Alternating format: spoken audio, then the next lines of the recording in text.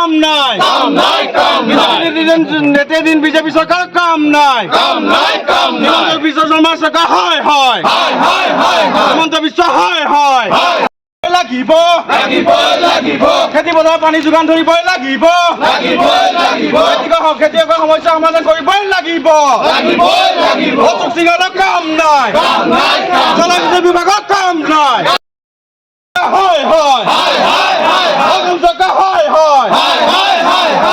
জলসিঞ্চন বিভাগৰ কাম নাই জলসিঞ্চন বিভাগৰ কাম নাই যি সময়ত চৰকাৰখনে আপোনালোকে সকলোৱে অৱগত যে চৰকাৰখনে কৃষকৰ সাৰ্বাংগিক উন্নয়ন হোৱা বুলি বেনাৰ পোষ্টাৰ ডাঙৰ ডাঙৰ হৰ্ডিংছ লগাই পেলাই ঢাক ঢোল বজাই থাকে তেনেস্থলত দেখা পোৱা গৈছে সমগ্ৰ অসমৰ লগতে বিশ্বনাথৰ বিভিন্ন গাঁৱত ইয়াত প্ৰায় 70-80% মানুহ কৃষিজীৱী মানুহ এই কৃষিজীৱী মানুহসমূহৰ বিয়াগম এটা বিভাগ আছে তাৰ নামটো হৈছে জলসিঞ্চন বিভাগ জলসিঞ্চন বিভাগটো কিন্তু বিয়াগম বিভাগ নামে চামে চব ঠিকেই আছে কিন্তু আচলতে হাতে কামে তেওঁলোকৰ ব্যৰ্থ হৈছে ইয়াৰ যিগৰাকী মন্ত্ৰী অশোক সিংহল ডাঙৰীয়া তেওঁ টিভিত ওলাই ডাঙৰ ডাঙৰ ভাষণে দিয়ে কিন্তু কৃষক ৰাইজৰ আজিৰ সমস্যা আজি ক'পত যে কৃষক ৰাইজৰ যে কি জীয়াতু ভুগি আছে এই সমস্যা সমাধানৰ ক্ষেত্ৰত কিন্তু তেওঁ এটা মাত নমতা পৰিলক্ষিত হৈছে তেনেস্থলত আজি কৃষক ৰাইজে জীয়াতু ভুগিবলগীয়া হৈছে কাৰণ পানীৰ অভাৱত যে খেতি কেনেকৈ কৰিব আজিও অতিকে দুৰ্ভাগ্যজনক কথা আপোনালোকে আচৰিত পাব যে আজিও আমাৰ কৃষক ৰাইজে বতৰৰ ওপৰত নিৰ্ভৰ কৰি পেলাই মানে খেতি কৰিবলগীয়া হৈছে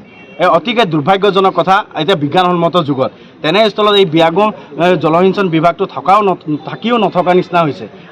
আমাৰ দৃষ্টিগোচৰ হৈছে এই বিয়াগম বিভাগটো বগা হাতীত পৰিণত হৈছে আজি আমি সক্ৰিয়ণী প্ৰদান কৰিছোঁ সদৌ বিশ্বনাথ জিলা ছাত্ৰ সন্থাই আজি সমগ্ৰ অসমৰ লগতে সদৌ অসম ছাত্ৰ সন্থাৰ নিৰ্দেশমৰ্মে আজি সদৌ বিশ্বনাথ জিলা ছাত্ৰ সন্থাই বিশ্বনাথৰ আজি জলসিঞ্চন বিভাগৰ কাৰ্যালয় ঘেৰাও কাৰ্যসূচী লৈছোঁ আমি বিক্ষোভ কাৰ্যসূচী ৰূপায়ণ কৰিছোঁ আজি আমাৰ এটা স্পষ্ট দাবী অনতি বিলম্বে যদি